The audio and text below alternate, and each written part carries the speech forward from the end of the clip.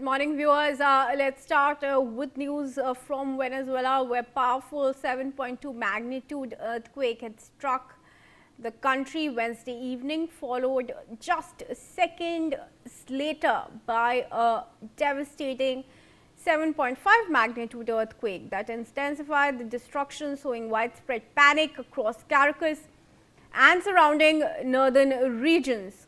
Buildings began crumbling, power lines flickered and failed, and residents had barely any time to react or seek cover as the twin tremors rocked the country. The Simon Bolivar International Airport in Maiquetía suffered severe damage, with parts of its roof collapsing and filling the terminal with smoke dust, forcing its immediate closure and chaotic scenes of passengers fleeing for safety.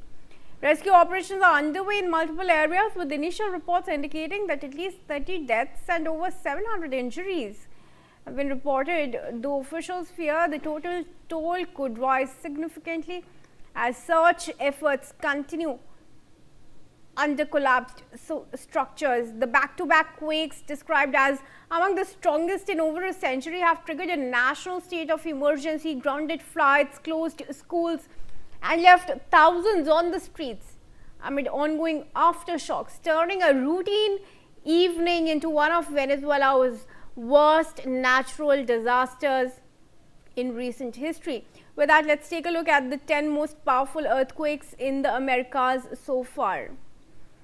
Now, firstly, starting with what we saw in 1960 in Chile, Valdivia, the strongest earthquake ever recorded worldwide. This was also known as the Great Chilean Earthquake. It had a magnitude of 9.5. You can imagine the impact that this quake would have caused. It was in 1960 on May 22. Then the Great Alaska Earthquake, also called the Good Friday Earthquake, it took place on March 27, 1964. And Prince William Sound, Alaska was the location of this earthquake. You can see roads caving in and cars sinking because of the earthquake. It was a magnitude 9.2 earthquake. And now moving ahead to what we saw again in Chile, in Mole. It was on February 27, 2010, magnitude 8.8 earthquake, again a high magnitude earthquake offshore Bio in Chile, and it caused widespread destruction, of course, as well as a tsunami. Over 500 people were killed. Then Ecuador also saw an earthquake in 1906 on January 31, which was a magnitude 8.8 earthquake, and this happened in Esmeraldas. It was a major earthquake that generated a strong tsunami affecting Colombia as well. And now let's look at the earthquake in Alaska at Rat Islands on February 4, 1965. This was a magnitude 8.7 earthquake. The visuals of the destruction on your screens. It occurred in the Aleutian Islands and created a 35-foot tsunami. Then we are looking at the Aleutian Arc earthquake with significant tsunami effects in 1957 on March 9, magnitude 8.6. It happened in the Andronov Islands of Alaska. Moving ahead, we are looking at another earthquake in Alaska, this one on April 1, 1946, Unimak Island. It was a magnitude 8.6 earthquake. It triggered a Pacific-wide tsunami that killed people as far as in Hawaii. All right. And finally, let's also take a look at the earthquake at the Atacama region of Chile in 1922 on November 11, magnitude 8.5. These are the visuals from that quake. It was one of the strongest historical quakes in northern Chile. So we've seen right from about 100 years, some of the most powerful earthquakes have struck the Americas. Chile and Peru, December 26, 2004, magnitude 8.4 earthquakes. Chile dominates with multiple 8+ magnitude earthquake events in modern record. And then once again in Chile, in Illapel, we're seeing an earthquake of 8.3 magnitude on September 16, 2015. It caused a tsunami and significant damage along central Chile coast. So those are the various earthquakes that we have seen in the Americas together. Dr. O.P. Mishra is joining us. He's a seismologist and former director of the National Center for Seismology. Dr. Mishra, thank you very much for joining us on this.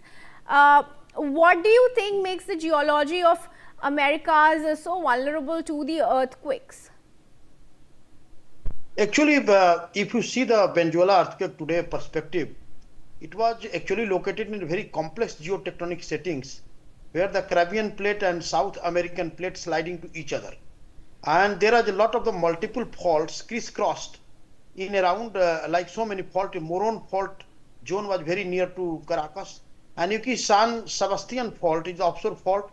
It was also actually created the several major earthquakes in the past also, and it was the coastal line Caracas fault is called the San Sebastian fault. But the beauty is that these faults are very much not in isolation. It was interconnected. So that's why the one asperity of the fault is ruptures. The other asperity, if the conjugate and multiple faults are there, then other faults also gets triggered. And that is the reason that within a few minutes interval, the 7.2 and 7.5 earthquake happens, and it happened in past also. So this is not a surprising that all the plate of South American plates as well as Caribbean plates interactions, complex tectonics where the several seismogenic faults, earthquake generating faults like the Bocono fault, San Sebastian fault, El Pilar fault, Moron fault, these faults have generating. So it was a tectonic interactions, it was a dynamism of the tectonic interactions, and a stress level had built up. And if a stress build ups and it actually exceeded the shearing or bearing strength of the rock in which stress is built up, it breaks, and that is the reason that it has broken. And is there a reason for these kind of stress under the tectonic plates to be building up? Yeah, actually, according to the law of the energy is indestructible. So if the energy released by one earthquake, it accumulates in the other earthquake. So in other rock masses. So that massage is also try to take the stress build up, and tectonic actually regime is dynamic, it changes. Okay. So one part of the fault is breaking, another part of the fault is accumulating, or maybe some conjugate fault is propagating, and that it becomes active in the future. So this type of the things is going on. So you can see the convergent plate boundary and divergent plate boundary at the same time. It was the slipping strip boundary, means one plate is sliding over there, and that is the region. Just like a Sagaing fault, remember in the Myanmar they created the earthquake Sagaing strike slip fault, but earthquake shaking is gone to the up to the Bangkok. Similarly, this was a transboundary earthquake. Okay, so it was the different country like Colombia and the other Caribbean country, it was also hit there. So it was a tectonic complexity that brought the earthquake, and it is not new. 1812 such type of the havoc has already happened.